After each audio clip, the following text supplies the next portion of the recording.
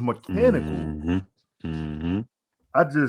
I don't know. That's and come with the territory because it's like it's a give and take, right? So like what you do? You give that up to beat Yeah, but he Giannis on the ragdolled niggas to that that basket. that what I'm saying. Like you give that up to take jumpers Yeah, now?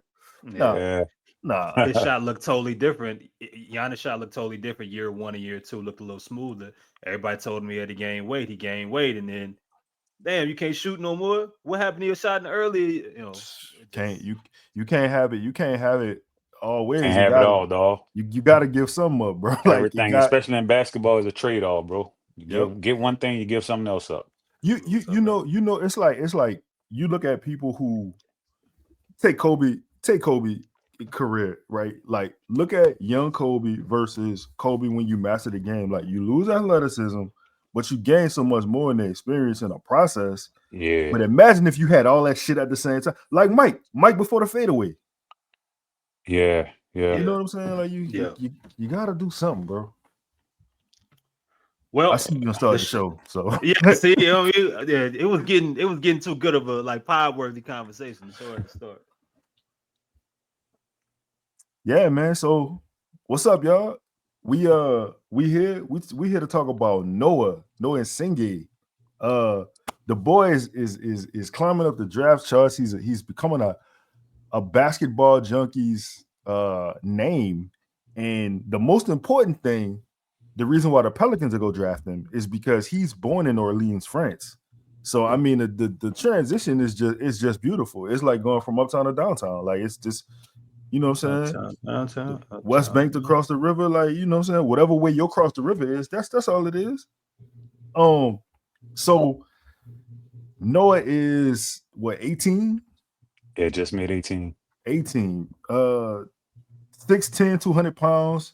Before we get into the film, like y'all, we kind of talked about this before the show started, but y'all tell me, start with I see. Tell me what you like about Noah. What I like about Noah is his measurables. His 6'10" frame, his ability to run up and down the floor like a gazelle. His motor, man. One of the things Joe Dumars talk about what he likes is a guy that's compete, has a high motor. Um, and I think Noah Singh absolutely has that. Uh, he can be an absolute demon on the next level, man. With what he does with his physical makeup, just defensively being able to roam, block shot steals, play the passing lane, get in transition, cause havoc, is a very, very important trait to have. What you got, Chris? So a few things. I kind of kept my thoughts pure or organic. So I haven't watched a whole bunch on him, but I think the first thing that caught me is how his name just keeps popping up over the past week. And Mm-hmm. shout out to IC for kind of um, bringing it full circle of him playing in the playoffs right now for all Radio Farm. I think I said that right. I think Mm-hmm. I think that's the team. So I'm also intrigued by that. The game is, we get more and more of these international prospects as we get, as we move forward here in the NBA, and that seems to be the move. Some of these guys go and play college, and some of them continue to play overseas or have been playing professional ball. So I'm intrigued by that. Him playing with seems to be a more physical style of play for a little bit of a longer period of time. And some of the other things that I found here. So this is from NBA Draft Net. This is what I was Mm-hmm. interested with. Mm-hmm.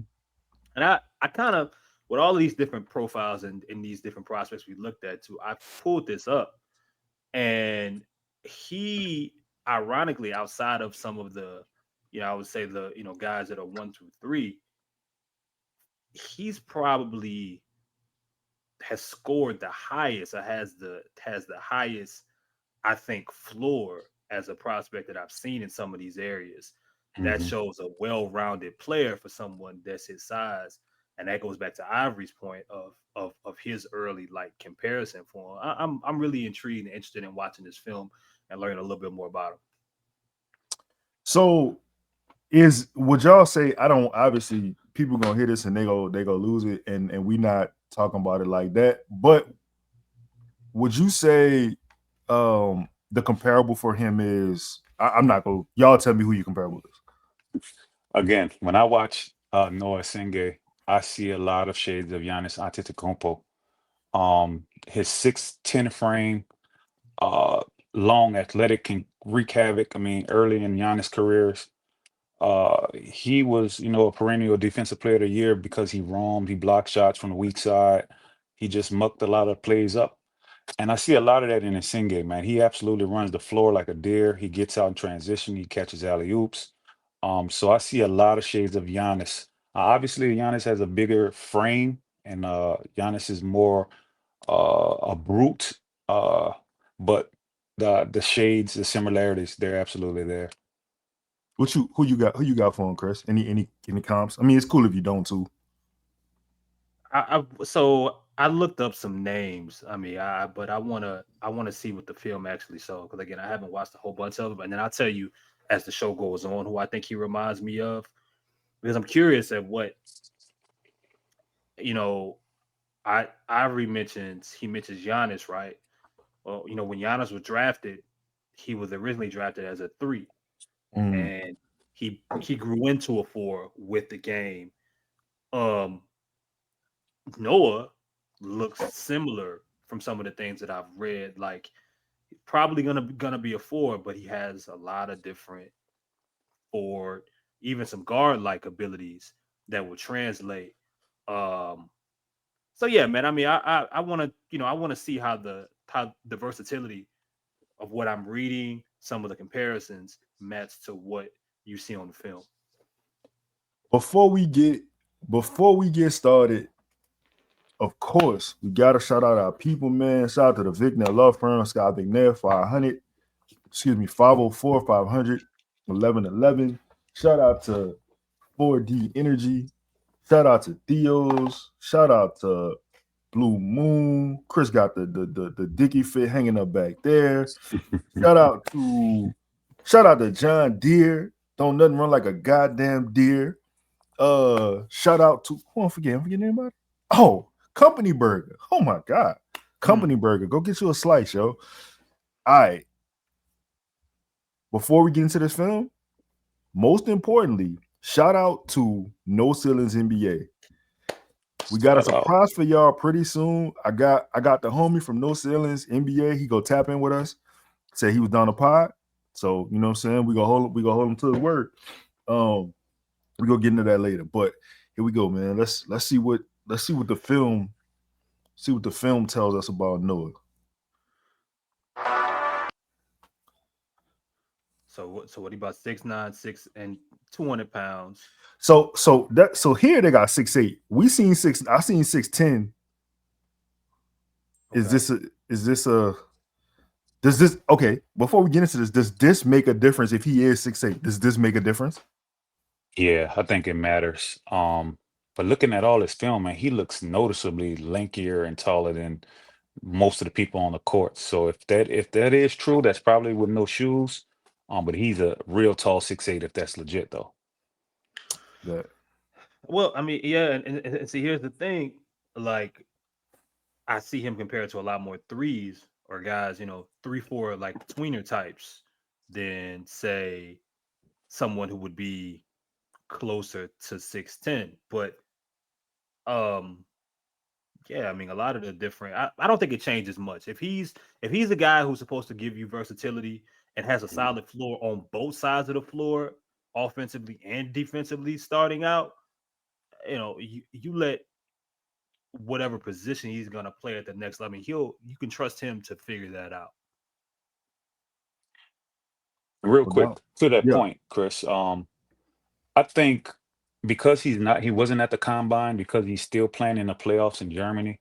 We don't have that official measurement, but as you'll see when the film rolls, his I'm a big length guy, and I think he has like a 7 foot wingspan. So even if he is 6'8", the fact that he's that long, pause, Yep. you know, it'll compensate for his, lack of height. But I do think he's more 6'9", 6'10" ish than 6'8" ish. Yeah. I mean, I would expect more of a raw prospect than I mean, let's start the film. But I mean, again, man, everything that you read, but this speaks the upside and the excitement about him is so heavy because like you feel as if his offense like he has a rare combination of Mm, skill to go mm. with some of the other things like today. You're not talking about a project or someone that's going to take time. This is someone who looks like he has the skill to contribute now, That boy dribble that motherfucker like a gazelle. like a deer. He on skates out there. Yeah. Good lord. And this is my first time watching, bro. Like I like for all the reviews to be live. Like I don't want to figure with y'all. This is my first time watching, so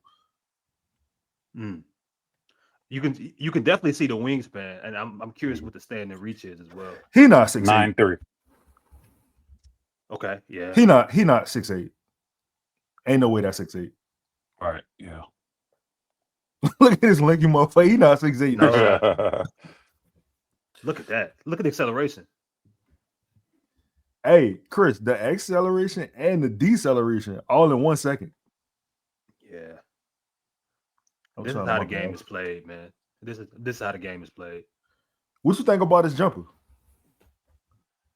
I think I gotta the see more. fluidity is there. I think the mechanics is there. I think it's I don't know. He's shooting 25% currently from three in the international game, and that does cause concern. But he's super young, and most really good shooters, some people take time to become good shooters, and I think he has the mechanics to become a good shooter.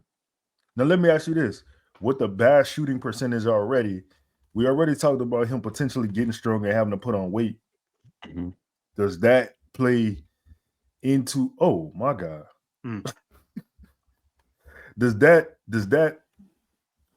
concern you? It does from this standpoint. To me, right now, he projects more as like a regular season guy.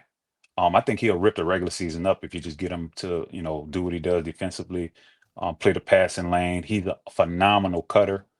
But I would have serious reservations if, we were dependent on him in the playoffs in year one. Now, do I think he can become a playoff type player? Absolutely. But the strength and the subject jump shooting right now, the suspect jump shooting right now is cause for concern. Now let me ask you this. Aside jump shot aside, is there obviously he has length, and he's wiry. Is he as athletic as say a Giannis? Because Giannis is all he's tall, but he's also pretty bouncy. Yeah. Good hands. Yeah, I think so. And again, he's just 18, man. So with NBA Good touch training on the rim. and a good dietitian and nutrition, Mm. and an NBA program to weightlifting, I absolutely think he can take his athleticism to another level. It's so. You ever watch Chet Holmgren playing a pickup game? Oh my God, Chris, I keep looking. I'm like, he remind me like bro. and none of these cops are this, and we haven't seen defensively. The first thing this reminds me of Chet Holmgren playing in pickup games. Bro, I'm watching him hoop, and I swear to God, that's who I see. Really? And I do, and I see it in his jumper, Ivory. He shoot like Chet Holmgren. He moves way more fluid than Chet. Like when he catch the Yeah, ball, He does. his Yeah, he movement does is for sure. way more explosive. His, I guess, is more so not necessarily like identical comp, but like just Mhm. his feel for the game. It kind of looked like Yeah. Gonzaga Chet, not NBA Chet.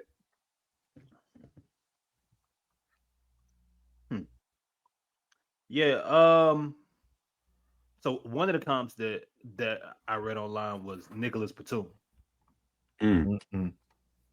and Nah. I don't know if that's just a France type, Hmm. type deal there. I mean, I get the someone who can do it all, and I mean, young Nick Batum, like could move a lot different than this new dude. He was Hmm. in like he was an athlete. Um, I just think this guy seems a little bit more explosive, a little bit more violent. Um, yeah, man. I mean, I for his game to be this developed at 18, playing professional ball, not all of the things that we're seeing him score in a variety of ways. He's 6'9", 6'10". The wingspan is there. The athleticism is there. You envision, you think about it with the current Pelicans. You get him on a break with Zion and trade. I mean, if he's just out there to play, just to go out there and play basketball, and we can figure out some of the shooting down the line. Hopefully, I mean, this is the type of kid I think I would hope that you would really want to invest in and see where his ceiling ultimately lands. Great. What else do we have here? Yeah, I mean, so he's been compared to Daniel Marshall, Al Farouk Aminu, and Nicholas Batum.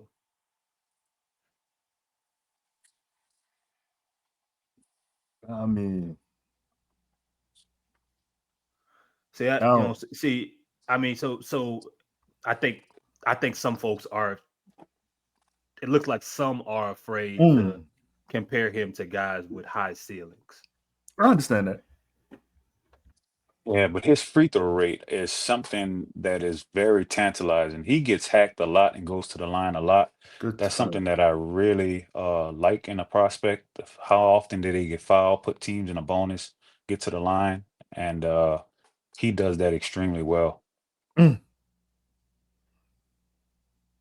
good pass. Hmm. Good pass. Them High boys out there hooping. basketball IQ. Yeah, them Yeah. boys hooping. I'm looking forward to seeing his playmaking. Hmm.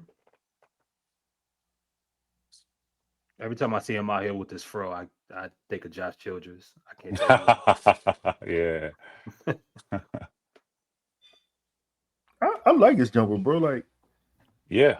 I think his form is solid. Mechanics solid. I mean, it's ain't nobody go block that bitch. Yeah, I mean, it's a pretty repeatable release. And that's the most important part of it. Like, you work on these shots in practice, but like, is it sustainable where you can do it in a game? Yeah. And he not using a lot of legs, shooting it from behind his head. I'm cool with it. Cut, good cut, good cut. So Here we see, go. I'm always drawn to players that can impact the game in multiple ways. Hmm.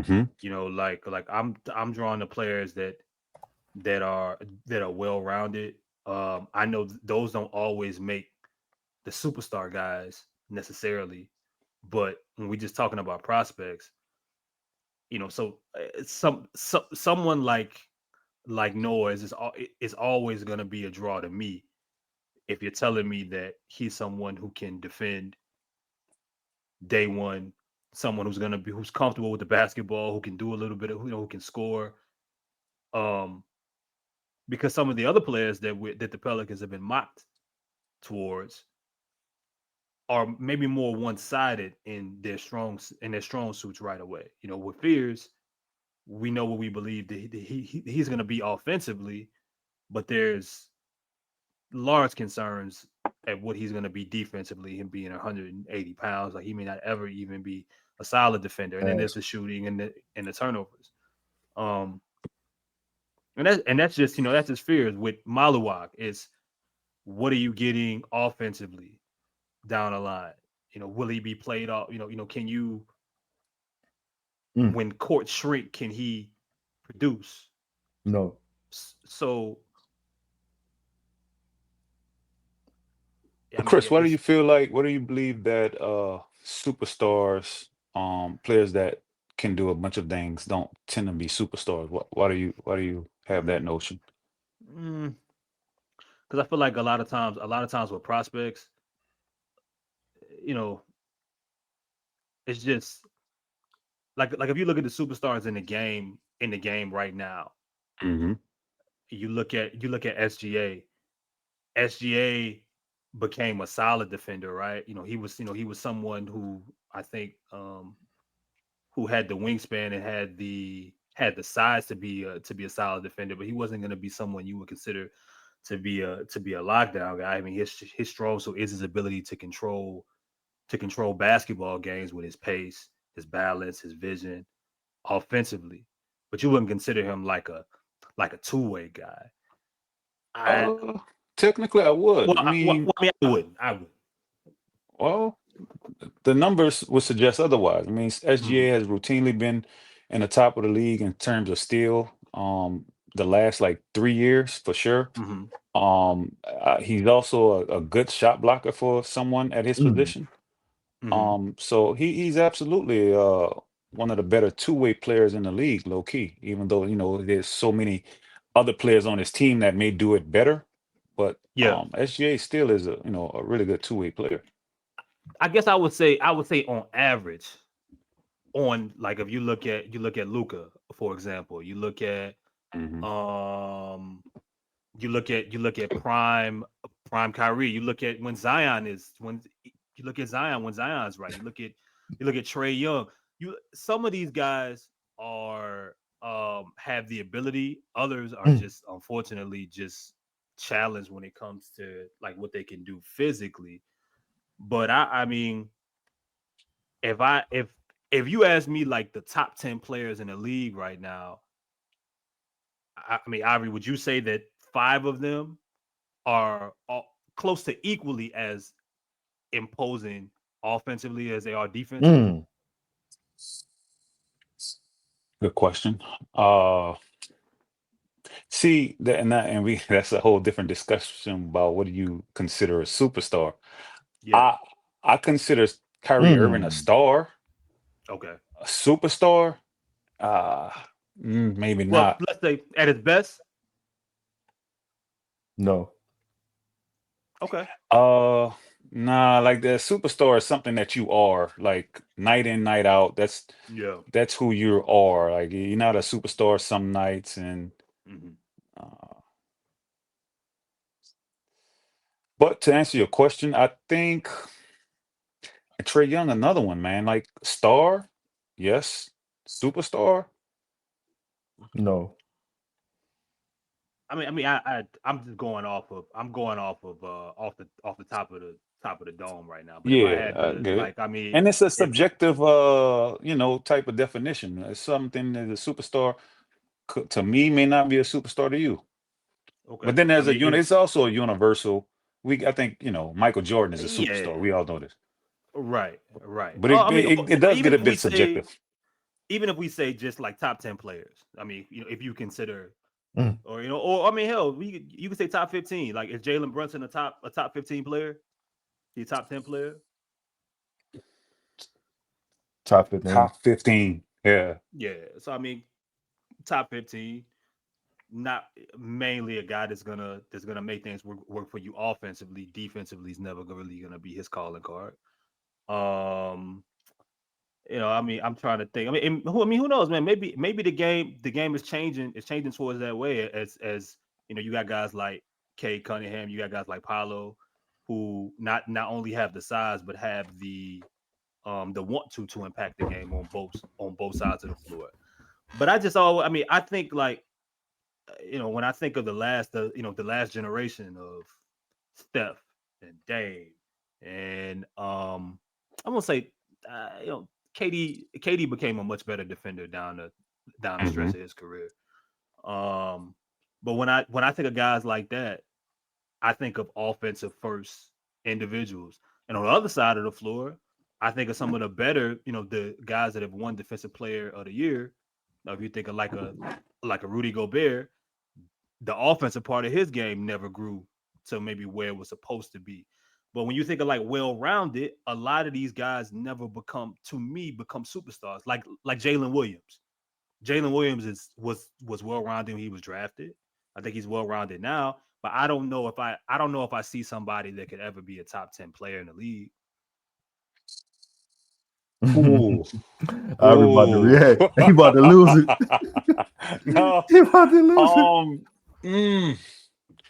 J-Dub. I like him, think, though. Top 10 though.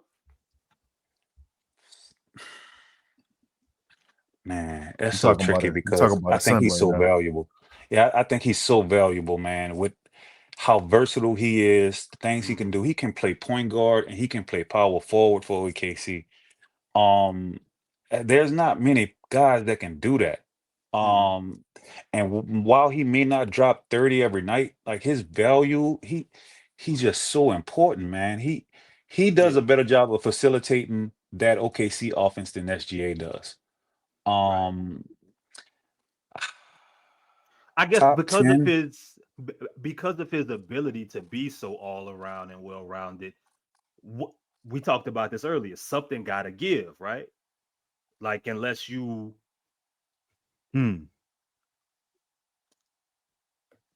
Kawhi.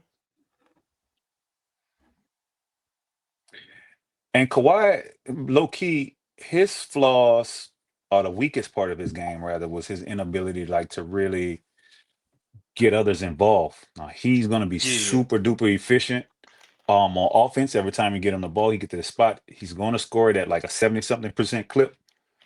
Defensively, he was absolutely one of the best perimeter defenders of all time. But people rarely put him in situations where he had to be a playmaker and distribute the ball at a really high level. Obviously, ironically, Denver did this year, and ultimately, Denver, beat the Clippers. Yeah, I guess that that's what when I think of well-rounded, when I think of two-way, when I think of someone who could do a little bit of everything. Some of those guys maybe never become the master of one, and maybe others don't end up finding that balance of sacrifice because again something has to give. If you're going out here locking down the opposing player, how many of those guys can I count on to go out and be my best offensive player game in a game? I mean, I don't even know if that's fair to the player. Yeah, that's a Look at tall order. Ant, right? I watched Ant run out of gas a few different times. Just I could only do so much. I mean, it's just you got to reserve energy somewhere. But I mean, I don't know. I mean, I'm thinking now, and this all goes back, to Essengue, and I hope I'm not butchering his name. Like he could be at Batum's best, but I think Batum averaged at his best. Let's call it 16, 5, and 5. But I think that was on a Charlotte team that made the playoffs one year. They paid him a lot of money, and then he went back to ultimately being what he's always been served back, whether it was in Portland or whether it was the Clippers, a really good role player who could have nights beyond that. I'm curious what Noah's fit is going to be from that perspective if he comes in already with such a solid floor on both sides. Will he be more complimentary, or does he have a star ceiling that turns into someone who can be more individual based? I think he has that star ceiling. Do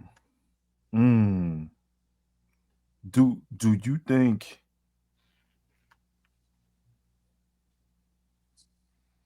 Okay, we talk about two-way players. Is his defense going to translate immediately? Absolutely. Yeah, absolutely. The things he's doing in the passing lane, again with that, like 6'11", 7 foot wingspan at 6'8", 6'9", 6'10", that's going to translate right away. You can see how he roams and covers so much ground, which is a huge trait to have now in this NBA. If you can cover a lot of area in a short amount of time, that give you immense value on the defensive end. I think I see that translating right away. So what if I said based upon his body type right now, not talking about the future, just right now, he's gonna get bullied. He's gonna get in foul trouble. They're gonna take advantage of him. I don't. What if I said I don't think right now he could guard the pick and roll start to finish in the NBA. When I say start to finish, I mean if he's what I'm saying. If you're looking at how the playoffs is being officiated, I would understand. But how this regular season is probably going to be officiated, I would disagree. I'll give you some pushback there.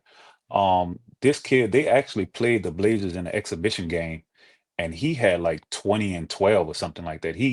Again, exhibition game, I know, take it with a grain of salt, but he was absolutely dominant in that game. So I absolutely see him being able to contribute right away. I want him to go somewhere, Ivory and Lito, where he's empowered. Because I asked the ceiling question because,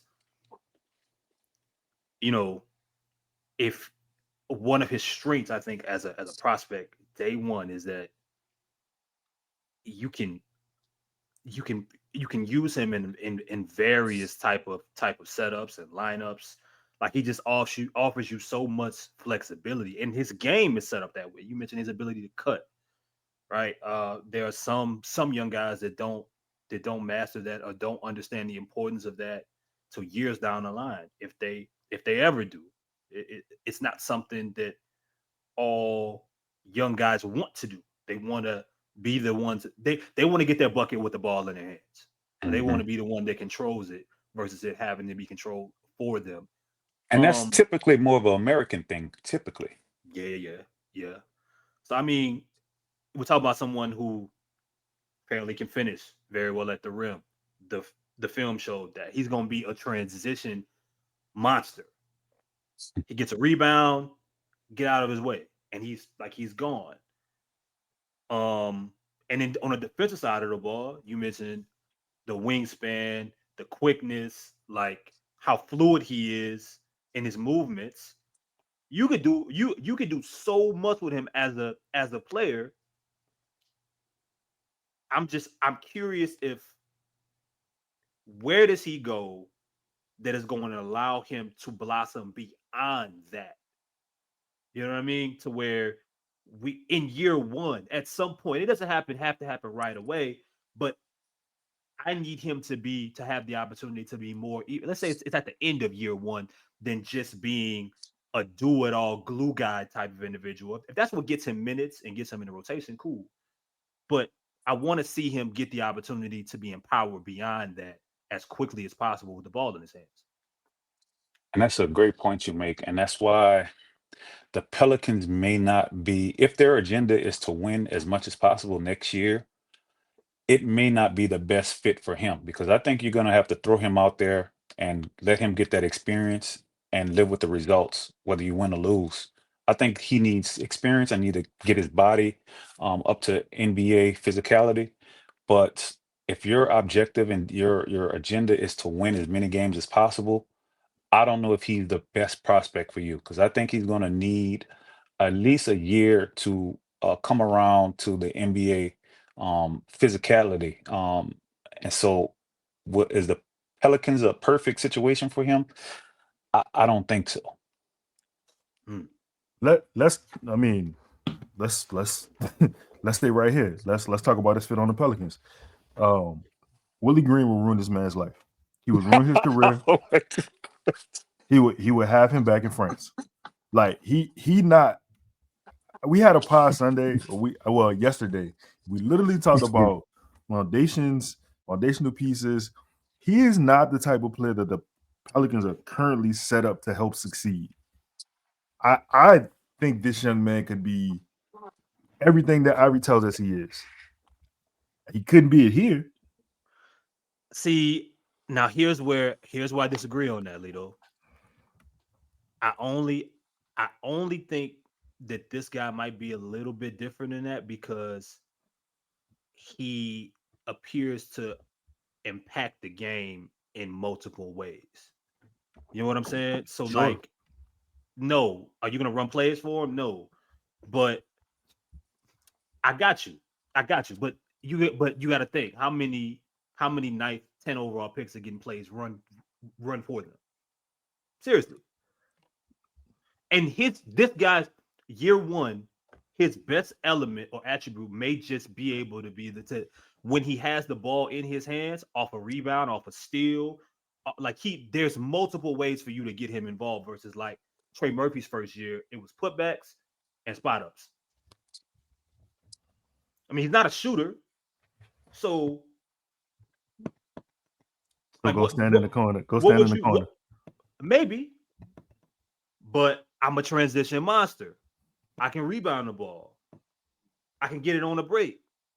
If we run and I'm running with Zion, I can see the ball there. I hear you. He not Willie Green proof because Yeah, I agree. all of what you said sounds great, right? But how do I rebound a ball if I'm standing on the perimeter? How do I get into transition if I'm not the person who is like there's nothing set for me to take over any ball handling unless I get a rebound. There is no plays being run for anybody on the team. He's not gonna go to the other thing too is how this shit has been going because of injury. He's not gonna go to get a chance to go to the G League and round out his game. So it's like he's just gonna sit on the he gonna sit in the Smoothie King Center graveyard and he gonna be whatever. I think this dude could be a phenomenal game changer. And I agree with you in the sense of defensively, I think he could change the game. I think that could also hurt him because you put him in an unimaginative coach like Willie Green, who's never gonna flower, he's never gonna let his offense blossom. You're never gonna be able to see offensively what he could become. Defensively, he probably still could be that. He probably could still be able to become whoever he's gonna become. But I'm talking about holistically as a well-rounded basketball player, like you just ain't gonna see that. Lito, I see a situation, a scenario where he could be Willie Green proof and Willie Green dependent. Mm. Um, I can see both of those playing out depending on the game, the opponent. I see a lot of Sean Marion where you don't have to call a lot of plays for him to be really impactful. And all other times, again, depending on the opponent, depending on the situation, where I could see some of those things being nullified, and where you have to have a coach to really put him in situations to excel. And so I can see both of those things playing out with him. Now, would that be enough to win enough games to be a play-in or a playoff type team? I don't know, but I think you have to have him out on the court and put him in those situations to see how he handles it and to get him that experience to for him to grow and develop. So, and look, this is my rebuttal to that. Besides Herb Jones, who started because of an injury situation, you had a Trey Murphy in the same sense, who every time there was a veteran to play, played before him. I don't believe that a book can change its cover. I haven't seen any improvement from a coaching aspect in the last 5 years. So all I got is just the data that we have on him. I got you. I understand. Yeah. I I mean I know we make this joke or it might not even be a joke anymore about Willie like having some pictures on people or him maybe having some kind of blackmail that keeps him in this position. But I don't think Willie Green is going to be the coach in 2 years. Mm. I don't think Willie Green is going to be the coach after this season. Mm. So I can't. If I'm drafting, I have to draft whoever I think best fits my basketball mentality or philosophy. And we know Joe Dumars loves players from France. Shout out to Killian Hayes. Yeah, but and I mean, and I would also say this. I mean, now with Bryson gone, and I mean, I'm assuming Troy Weaver is going to be heavily involved. If Troy Weaver decides, if Troy Weaver is one of the people helping make the decision, and he says this is our guy, then that would also give me a little bit more confidence, regardless of Willie Green being there, because of the plethora of players that has been attached to Troy's name that we've seen develop over time and become better and better. That means you got to get some shit out the way for it to happen. I don't want any offensive player in Willie Green's hands. I understand that. I'm with you 100%. But I am intrigued with someone who is this well-rounded at 18, Lito. It would be hard for me to say, nah. You know?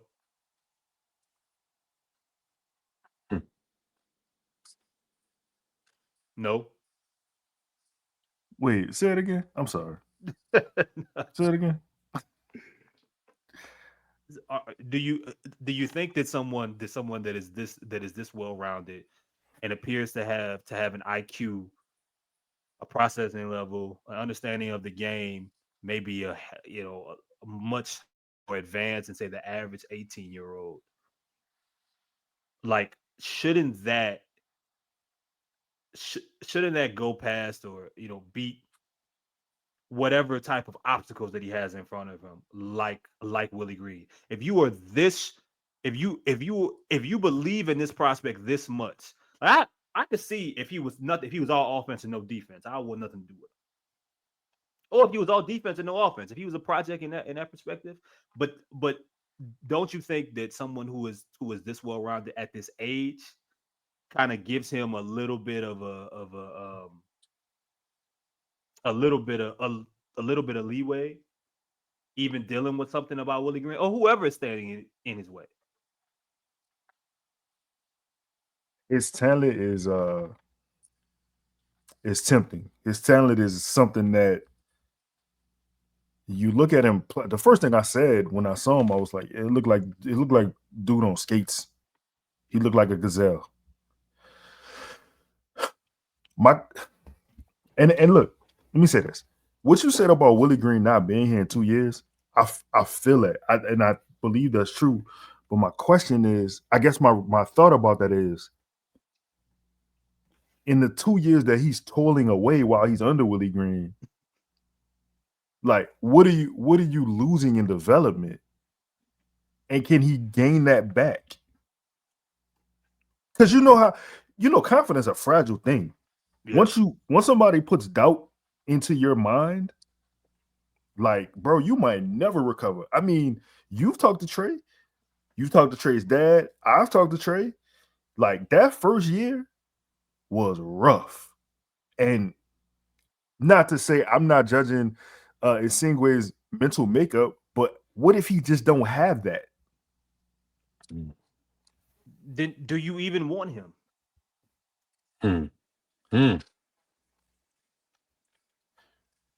Under different circumstances, because I tell you this, Lito, if you was Trey and you was in that situation, it wouldn't have broke you. No, but man, I mean, like, dog, I mean, shit, Ivory, you've seen it. Like, you've seen the most talented dudes be put through a situation like Michael Beasley. Michael Beasley. They got people calling Michael Beasley the best one-on-one player in the world. In the fucking world. They saying current NBA players can't beat him one-on-one. Why he didn't succeed? Man, and so as it pertains to Michael Beasley, you can be the best one-on-one player in the world, but basketball is a 5-on-5 game. And yes, there are elements in time where you utilize your one-on-one capabilities. But if that's all you can do is score, especially in today's NBA, if that's all you can do is score, it kind of loses its value. It's like the US dollar now after, COVID when they printed so much money. When scoring goes up in the NBA, and it's been trending up every year, if all you can do is score, it's like diminishing returns at that point. And you got to be able to impact the game in other areas. And people that can only score, man, they finding themselves marginalized and not being able to play, or getting played off the floor, getting switch hunted on defense. And again, it's a rough it's rough terrain if that's all you can do is score. Chris, in the same token, we here, right? Like the draft is what, in 2 weeks? So We here. Yeah, We did the damn. film. Wow. We did, yeah, like we did it. We did it, y'all. We did the film work. We got through everybody who they requested. You know what I'm saying? We did it. And listen, shout out to y'all, the viewers, for tapping in and having feedback and wanting us to talk about different players. Like I said, we're gonna try to get Bro from No Ceilings sometime next week. To cap this whole shit off. We might have a bottle of champagne. It might be a party. You just never know. Like we did the work. I might ask y'all a question I've been asking y'all after every film review we did. You got the 7th pick. Are you drafting Noah? Chris, Me Yeah. Chris, go ahead. in general, over everybody else that we talked about right now. After everybody else that we talked about, are you drafting Noah?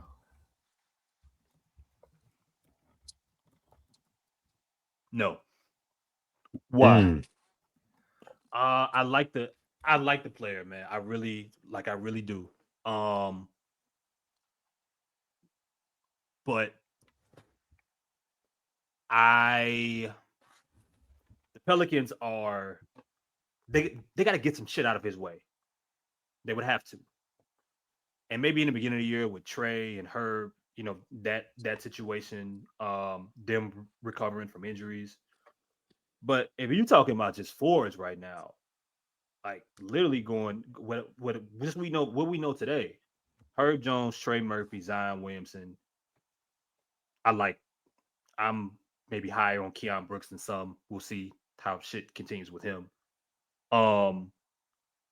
Maybe in Herb Jones's case, he's living on borrowed time. But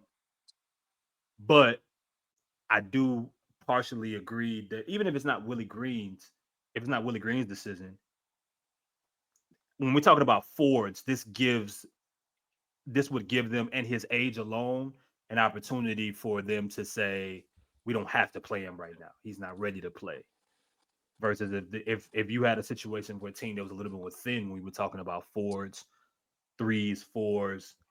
I mean, you even got Kelly Olynyk at power forward. I mean, we'll see how the team continues to what they add to the offseason, what they trade, so on and so forth. I mean, I like the play, I like the talent. I just don't know if you're looking at a guy that even in a perfect world is going to be on this roster and playing more than 10 minutes a night or 7 minutes a night, because you got some veterans. You have a veteran coach who loves veterans. I got to see what the rest of the roster looks like, and it's so crowded at his position. I don't think I would take him, and I think of what this team needs. Talk about their rebounding, how bad of a rebounding team they are. We're talking about on the other end the lack of creation. Yeah, I can't see him being the guy for this team in this situation. You trade Herb Jones, he is. So Herb Jones is essentially the linchpin for this kid, or the pin that has to fall for this kid, for you to feel like they have to draft this kid. Yeah, because he's not gonna play. All right, now let me ask you this before I get to Ivory. Let's say Herb Jones gets traded draft day. You drafting this kid? Yeah, because I can see a pathway at that point for him playing. Like, I don't know if Willie Green stands in his way as much, because I think he can be that impactful as a basketball player. Maybe it's by January, or maybe it's starting out the year. But the roster, as I think about it, is what I worry about. So But if you trade Herb Jones, I don't know if it's for front court protection or if it's for a guard, whatever it is, then yeah, I would take him. I see. Got the 7th I pick, dog. think if Noah Essengue is there at the 7th pick, you sprint to the podium, man, and you turn that card in. From an organization standpoint, not I mean, despite in spite of whoever ever is the head coach, I think in another 2 or 3 years, man, when you look at back and do like a redraft where everybody should have went, this kid, I believe, absolutely could rival Cooper Flag for the best prospect in this draft. Um, I think the moment you draft him, I think Herb Jones becomes expendable, and you can package him with something else and kind of bolster the roster in another area. Um, so I would absolutely consider drafting him at 7. All right, you know what? Let's do this. Before we get out of here, I see you done you done gave us multiple the Pelicans is the guy prospect. This is not your final. This is not your final. So I'm not holding your feet to the fire. But today, present day, what's the day? 6/10/2025. Who you drafting? And it depends on who's there at 7, to be honest. Obviously, player I'm most high on what I would like to see the Pelicans take is Trey Johnson. I'm also a huge fan of Noah Essengue. I would love to have him in the Pelicans uniform also. Um, and last but certainly not least, Max Renault, that 7 foot floor space and center. I would love to have in the Pelicans uniform in the front court, next to Zion, the space. And so between those 3 guys, depending on how else the Pelicans decide to shape the roster, would be one of the guys that I would really like to have.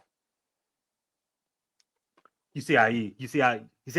You see how he he Euro move. moonwalk. Yeah, he moonwalked through. Yeah. He Your moonwalked boy, through that. Yeah. Hey, but Chris, smooth. wait, Chris, he think I'm done. No, I'm gonna ask again. I'm gonna ask again. Who fuck the who all on the board talk. Who Let's say you all 3 want of them to? there. Yeah, exactly. So the most important question is, what's your agenda?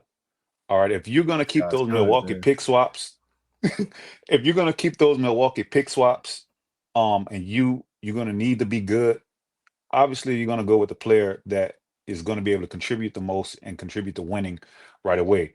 If you decide to trade those picks, if you don't think, if Giannis is gonna stay and Milwaukee's gonna be good and those picks aren't gonna be very valuable, and you want to build for the future, then obviously even someone like a Jeremiah Fears would be higher because you have time. You're not really prioritizing winning to that degree so right away. So it depends on what the agenda is, to be honest. So Danny Wolf there,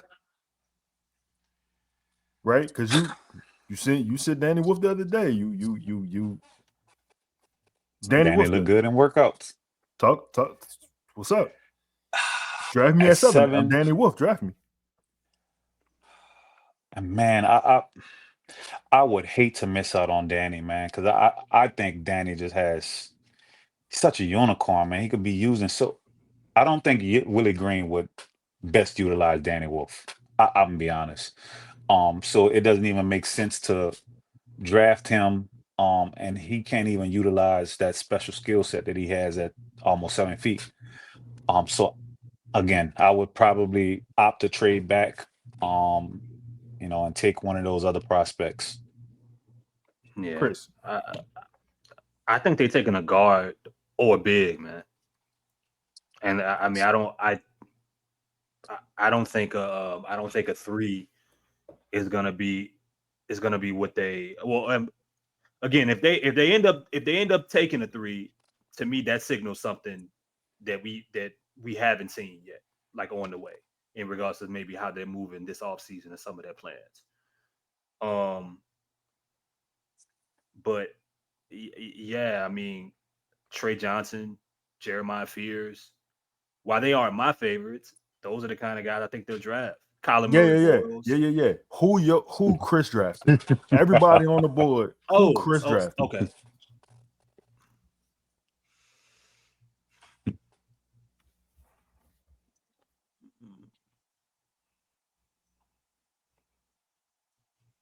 Man, I am going.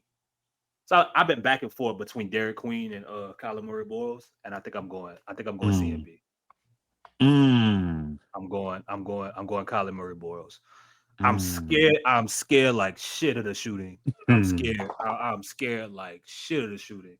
But that's somebody else that I think can impact the game on both sides right away, and he improves your rebounding immensely as soon as he's in the building. So I think he got the right mentality. I think he fits the type of player that Joe Dumars are going to want to see. And I think he's Willie Green proof where he's going to play because he's going to do a lot of the little things that, attracts the Willie Green. So he might be the only Willie Green proof prospect to me. Yeah. Because his game is so simple. It's so simple, but he's so smart. And he also I think 19 to 20 years old. And I think it's some more like he got some shit he can tap into offensively. It's just the shooting, man. It's just the shooting. I think you just and with these this why I lean on Ivory and Lito. I'm curious, right? We see a lot of these prospects can't shoot. You know what I mean? Like starting out. I mean, when we talk about some of the high end, Jeremiah Fears can't shoot right now. Yeah. Right. I mean, he's a 29% shooter, from three. How do you really gauge that? Because with eventually, for some of these dudes that we're naming, that we're worried about the shooting, we're worried about their ability to space the floor, that will find them. You know what I mean? But how do y'all see that shit right there? Even when it comes to somebody like Colin Murray Boyles. And the irony in that statement is you could be viewed as correct and incorrect because this draft, for all of its flaws, it's known as one of the best shooting drafts in quite some time. Between Khan, Liam McNeely, of course, Trey Johnson. There's some real special shooters in this draft class. Even Kobe Brea. Man, there's some guys that shoot plus 40+% from three. But at the same time, some of the guys you did mention, some of their flaws are the inability to shoot the basketball. But that's what I like about this draft. It has a bunch of a bunch of different type of prospects. I just hope the Pelicans make the best of it, no matter who they choose, man. Aubrey, who your I think Chris and I are on the same account with I hate to say this like this too when I say Colin Murray Boyles game is so simple. Like I feel like I made dude sound like a caveman, but it's just like really just play hard, rebound the basketball, play defense, like be tough. Who is there anybody else you see as Willie Green proof? Adu Thiero. He's a small forward at Arkansas. I have no idea who that is. Okay. Much like CMB. All right. Much like CMB, he's like a 6'8" wing. Defensive first guy. He has like a 42-inch vertical. Just an excellent leaper. Phenomenal defensive player. Causes a bunch of havoc, but he can't shoot the ball really well, especially from three. I mean, if he had the ability to shoot, man, we'd be talking about him going top three easy. But he's someone else who I think is Willie proof. And I'll tell you this, Lito, and you're not getting out the show without saying who you would, who you. Yeah, for sure. Like you're trying to, but I think no matter who it is, though, I need somebody with the mentality. I need somebody with a can't kill God mentality. I need a New Orleans legend mentality. Like that's the type of shit that I want. Like a dog. I think CMB is one of those people. I like Derek Queen, even though I understand like the athletic element of it and maybe what he won't be as a defender. But I think I'm looking at someone with a mentality. when we did the Sorba field. That's somebody out there who plays tough. That's someone out there who has a solid, I think, floor as a 19, 20-year-old right out the gate, but also plays with an edge. The Pelicans need someone like that. I think Trey Johnson, maybe if you don't believe Trey plays with an edge, Trey played with a confidence. You know what I mean? He played with a confidence and a work ethic that's gonna win.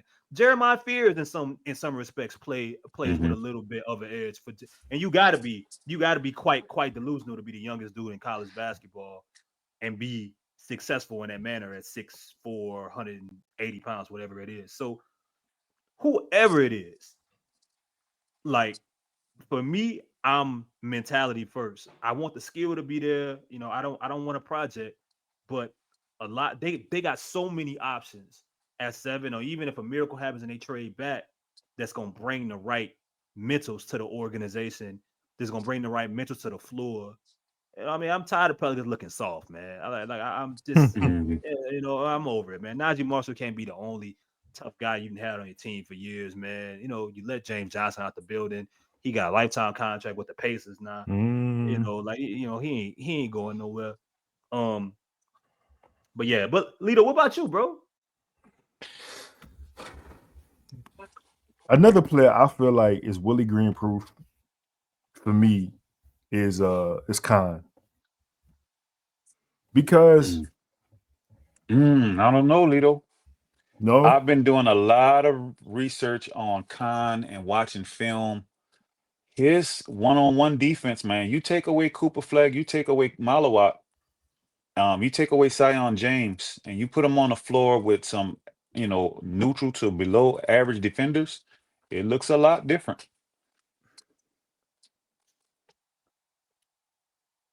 look, I'm gonna say this. When I say this, I know you about to be upset because I know you're a defensive guy. I don't care. I don't But care you about have to care if you're trying to win a title. You this. have to care if you look at OKC. You have No, to care. no, absolutely. But I'm saying Con Nipples, if Con the only player out there who a subpar defender,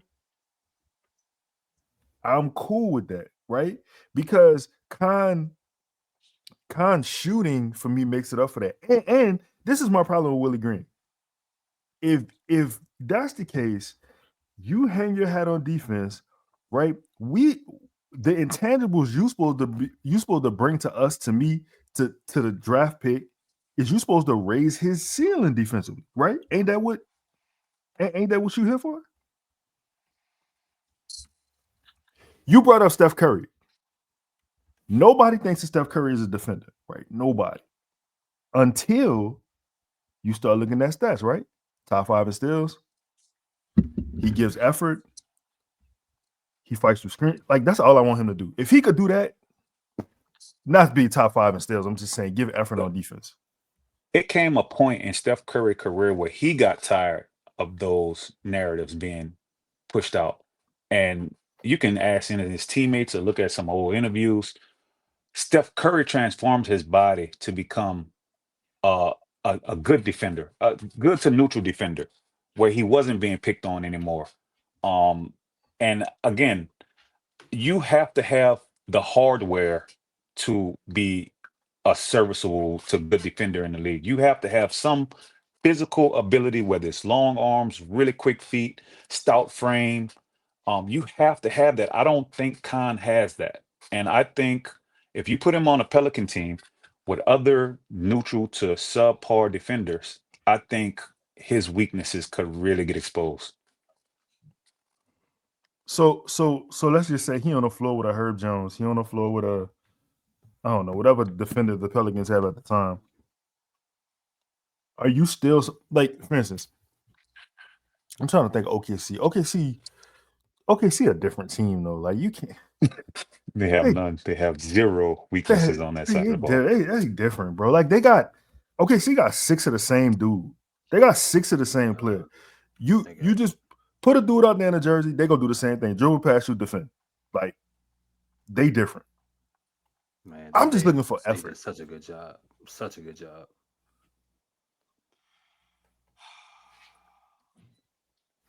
I hear you, I'm trying to Lito, but see. you need a little bit more than effort. And effort means a lot. Don't get me wrong. But I'm getting But you're shooting, gonna need a Ivory. little bit I'm getting more. shooting. I'm getting the best shooter in the draft. Well, I'm getting the best shooter in the draft. Trey, okay, maybe between him and okay, Trey. all right. Between All him right, and there Trey. we go. But There we go. I'm getting a top 2 shooter in the draft. Okay. Okay. And I ain't talking about a dude who shoot mid 30s. I'm talking about high 30s, right at 4, maybe 42, maybe. You know what I ask myself when I when I evaluate every prospect? I ask myself, would Sam Presti draft this guy?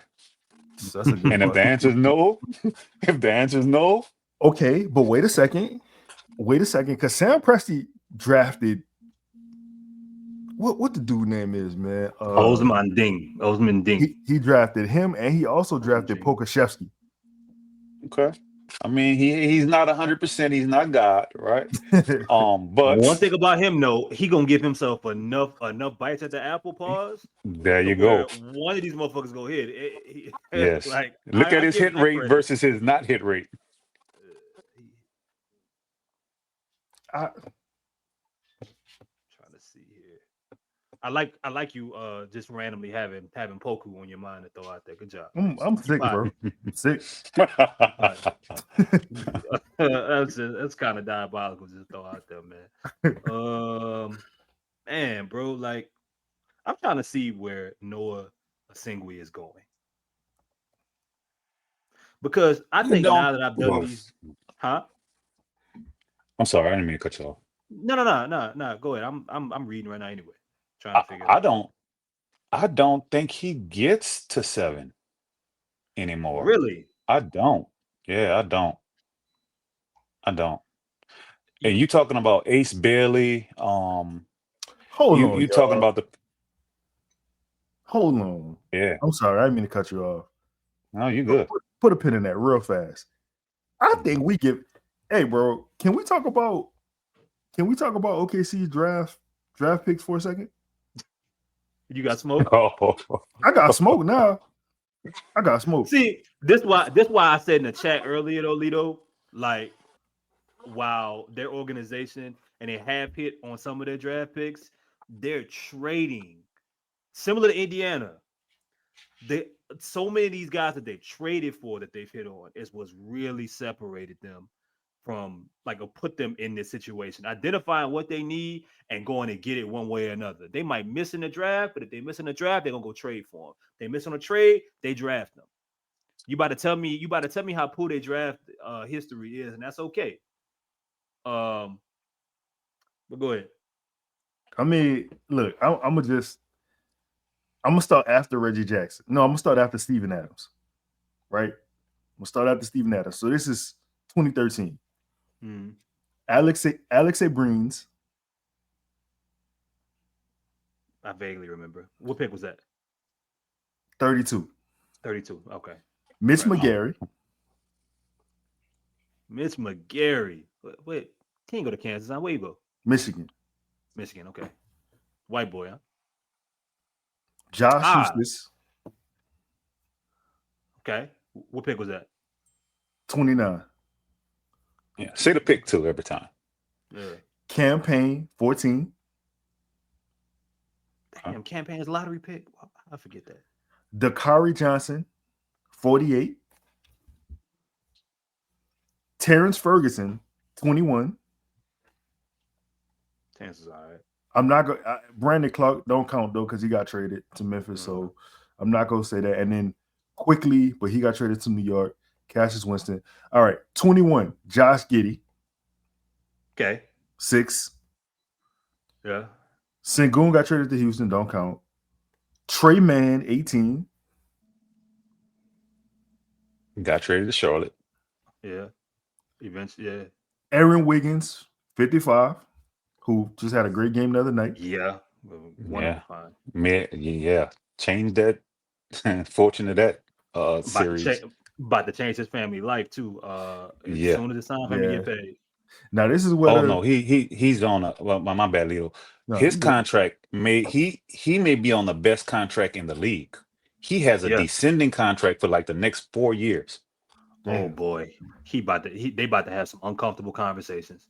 Damn, at 55? That's what 55 They gets you? A descending they contract? they about to have some uncomfortable conversations after they win this championship. Now here is where they changed their organization again. Chet. Wait, hold on, Lito. Yeah. They ain't draft Baisley? That was like 2011 though, huh? No, It ain't been that long? Harold been that long. Harold Basley? I ain't that. No, Darius Not Darius. Harold Baisley. Darius. No, they didn't draft him. That was a nah. That was a that had to be a draft night trade. It might have been okay. It might have been 2013 Archie Goodwin. It might have been the Archie Goodwin because they traded Archie Goodwin to Golden State. Nah, 2019. That was 2019. So 2019, Utah drafted him and traded him to. That was 2019. Yeah, Baisley. I mean, shit. It felt like Baisley been out the league a couple. He been years. out the league 5 years. That's what I'm saying. Nah, no, yeah, no, don't do him that. Don't do him that. It's only been a couple years, dog. He got a crazy story too. His agent fucked over him, and yeah. But anyways, Chet, Jalen. I mean, that to be honest, you got 3 picks here: Chet, Jalen, and Jalen. Other than that, you got Keontae Johnson, Nikola Topic, which we have not seen play yet, Dylan Jones, and Jason Wallace. He ain't they ain't drafted him though. They did. They traded for him. Mm-hmm. Yeah, they traded for him that night. I will count that as a draft. Okay, I mean that's fair. I mean, yeah. That's if you fair. trade for him, yeah, it's the same thing. I'm just saying it's a lot of misses in here. I'm just saying. I mean, most of them were picking in late first, second round though. I mean, they first pick ever though. It was James Harden. So I mean, I guess I look at them at the end of the day, man. Like for all of the homegrown people that they got or that they found that they dragged out of obscurity, Lou Dort. If they weren't able to do that, they traded or they rebuilt someone or changed the way you thought about them. Isaiah Joe was starting to figure some shit out in Philly, but then he get to OKC and he's 100% a rotational player on a really good team. I'm sure that there's some misses there. I'm sure that there's misses everywhere. But again, I mean, if they can't do shit else, they identify what they want and they identify talent and they don't blink about it very often. That's right. Like, they were very intentional about why they went and got Hartenstein and traded for Alex Caruso. Very intentional, and the shit worked. It went straight to plan. You could see it almost immediately what the thought process was. It's like going through TSA, trying to fucking dribble the basketball and get into the paint with them dudes. And once you do get there, you tired and ready to fall asleep.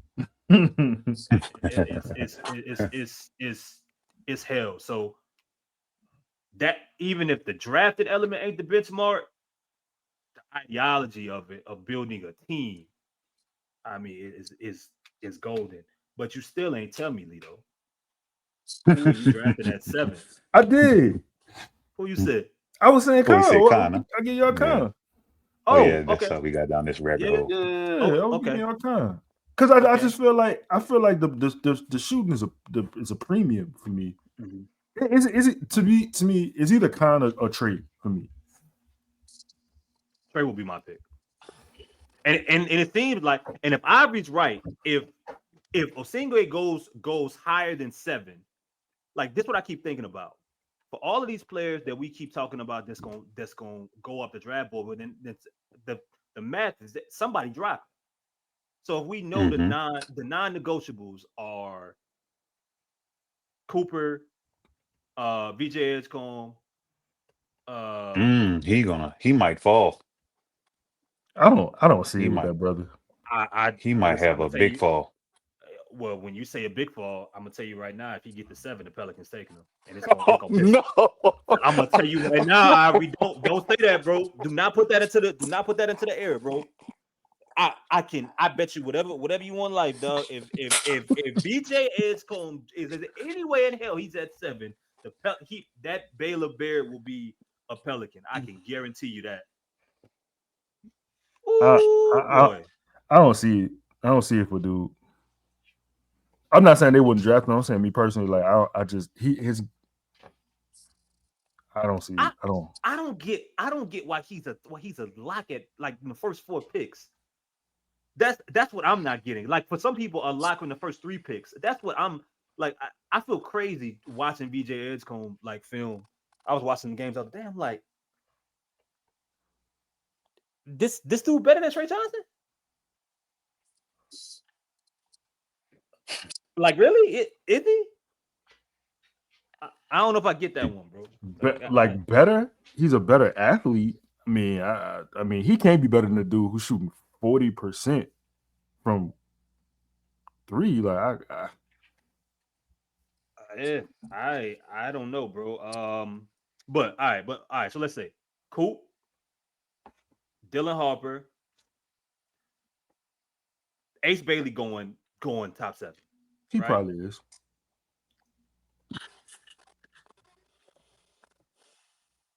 And I think Edgecombe is the top 4 pick. But So after that, bro, it feel like a fucking crapshoot, to be honest. It feel like a complete crapshoot.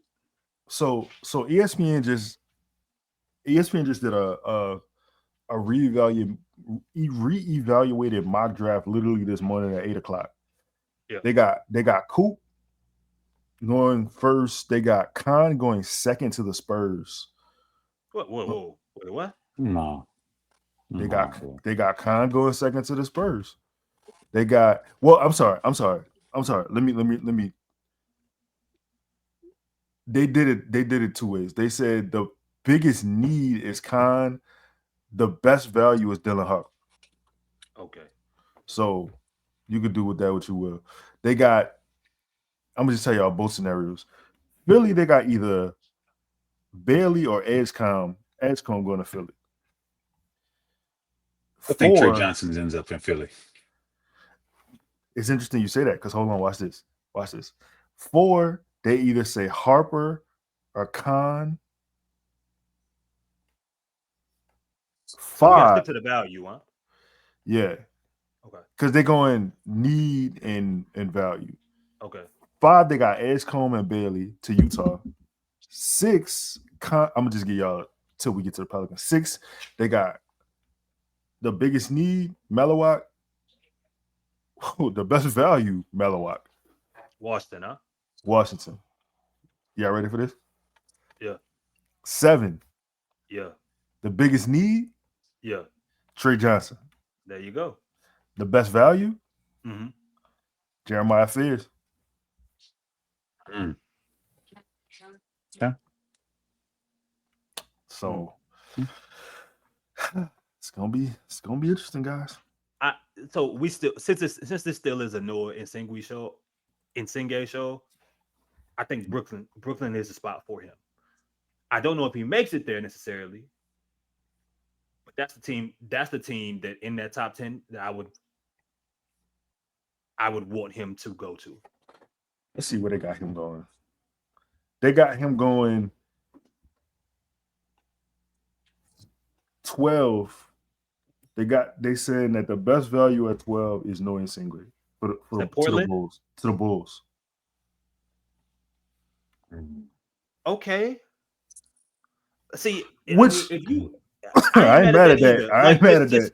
Bro, just get him somewhere where it's not a bunch of shit in his way and he can actually carve out and he can actually blossom at that. I ain't saying he ain't got to compete.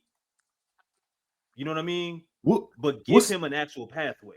What's son name that the Bulls got right now that's crazy athletic, like a 6'11" guard? Matas Bazilis. That dude. Yeah. You put him with him and give them a future? The end of the year, they were running up and down. Nobody. You might have ended up beating the Bulls, but they was like your worst nightmare. If it was like second night of a back to back, because they was running up and down the floor. Like once they started making some changes and some dudes went out and Giddy had the ball and Montas was playing, Kobe White, they was gonna make you work, dog. So I would like a situation like that for him. ESPN. I mean, what's his name? Sports Illustrated. Melowak at 7, and then they got Noah going 11 to 11 Portland. Yeah, 11 to Portland. Oh my goodness, that'd be crazy too, because they got wingspan, bro. Yeah, bro. Him with what's her name out there? Tamani Kamara. Yeah, Tamani Kamara, dog, and I mean they still got Robert Williams over there, but I mean clean again. You got Scoot that like sharp, like the athleticism and the wingspan. It's crazy. Portland. Damn, man. Bleacher Report. Chauncey gonna want to turn him into Tayshaun Prince, man. Shout out to Tayshaun, but Bleacher Report I don't see shit. Where is Noah? Brooklyn. Nah. Hey, bro, see the mainstream publications, man, them casuals, they ain't. Hey, like NBA Draft.net. It's funny you say that because they got at 22, they got your man going to Atlanta. Why you say that? Yeah. Funny you say that. Well, they got your man going. That was your boy. That's your man. I can't even say what I want to say now, but yeah, that's your boy. Where your mom's at?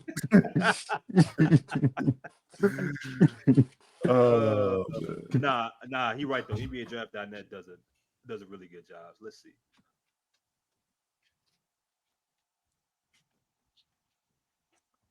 Like what a scouts at, dog. What a real ones at. Why is Pro Football Network doing that? Okay, here we go. So NBA Draft.net has Cooper, Dylan, Edgecombe to 3, Philly, Ace Bailey to Charlotte, Jeremiah Fears to Utah at 5. I like that. Nolan Troyer? Who the average? Yeah, international guy, point guard. Okay. I'm seeing more and more Trey Johnson to New Orleans. That's NBA Draft.net again. Seen that a lot. They got Con Knipple going to Brooklyn, and they got Noah Essengue going to Toronto. Again, dog. Scotty Barnes, Brandon Ingram, in theory, like those are two solid, well-rounded ideas to learn from, to be around. I feel like a lot of shit in this way. And they got Malawak falling to 13 in this motherfucker. Okay. Core 11. Real one, no. Derek Queen 11. Nick Clifford 12. That's an interesting one. Asa Newell, George. I see saying Asa Newell a lot. Jaku 16. That motherfucker's falling. Thomas Sorber going to Minnesota at 17. Now that is good for basketball. I'd like that. Carter Bryant 18. Danny Wolf 27. Colin Murray boy is 28. They do not like him. Okay. Let's see. Be interesting, man. Hoops Hype Khan at 7.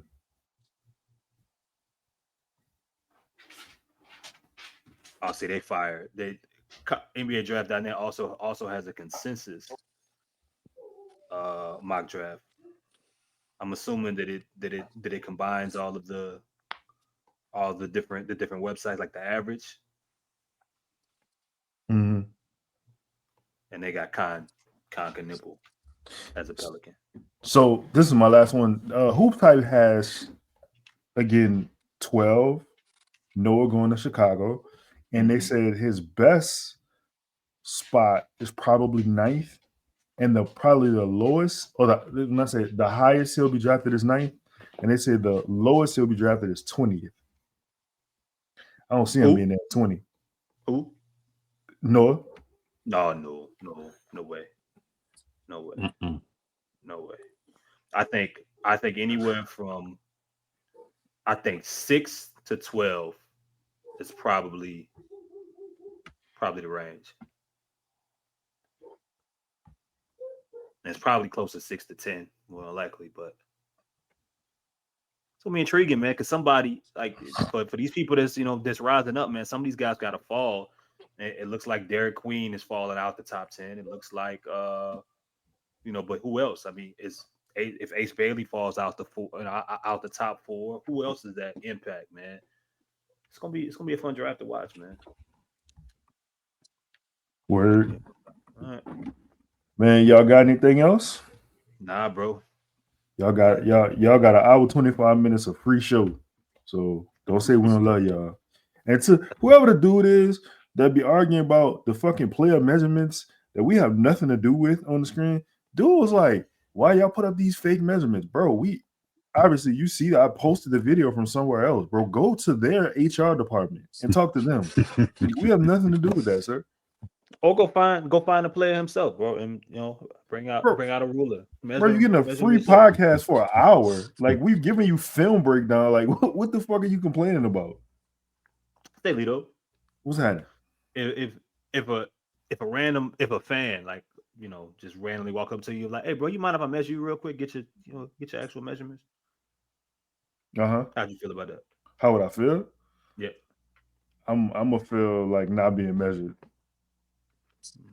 Shout out to Taylor's, man. Shout out to Taylor's. Cause like that's why you just walking around with tape, like a tape measure in your pocket. Like you do this on a daily.